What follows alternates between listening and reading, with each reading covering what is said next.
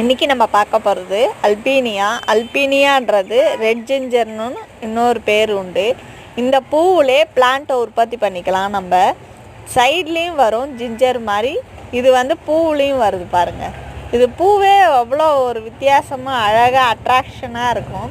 இது சின்ன சின்னதாக அவ்வளோ பெருசாக மாறுது பாருங்கள். பிளான்ட்டு ஃபுல்லாக பூ தான்.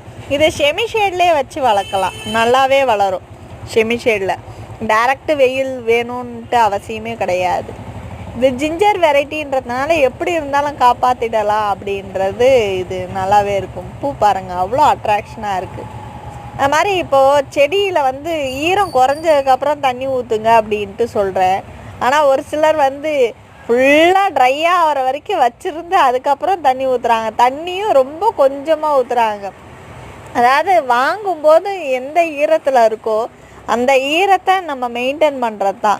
அப்போ என்ன ஆகும்னா, கொஞ்சம் ட்ரை ஆனதுக்கப்புறம் கொஞ்சமாக தண்ணி ஊற்றுங்க அப்படின்றது. நிறைய சொதன்னு ஊற்றி வெளியே வர அளவுக்கு ஊற்றணுன்ற அவசியம் கிடையாதுன்றதை தான் நான் இதில் பதிவு பண்ணுறேன்.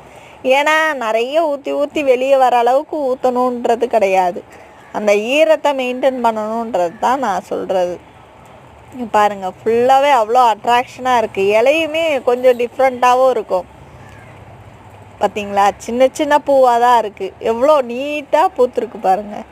சின்ன பூவாக அவ்வளோ பெருசாக பூக்குது. கலருமே ஒரு ரெட்டு பிங்க்கு கலந்த மாதிரி அந்த ஒரு கலரு கண்ணுக்கு பார்க்கறதுக்கு அவ்வளோ கவர்ச்சியாக இருக்குது. யாருடா நீங்கள் அப்படின்னு கேட்குற மாதிரி இருக்குது. இது கவர்லேயும் கிடைக்கிது, ஆனால் காஸ்ட்லியாக தான் இருக்குது. ஒரு பிளான்ட் வச்சாவே அவ்வளோ நிறையா வருது. நீங்கள் திரும்ப திரும்ப உற்பத்தியும் பண்ணிக்கலாம். பிடிச்சிருந்தா லைக் பண்ணுங்கள், ஷேர் பண்ணுங்கள், சப்ஸ்கிரைப் பண்ணுங்கள்.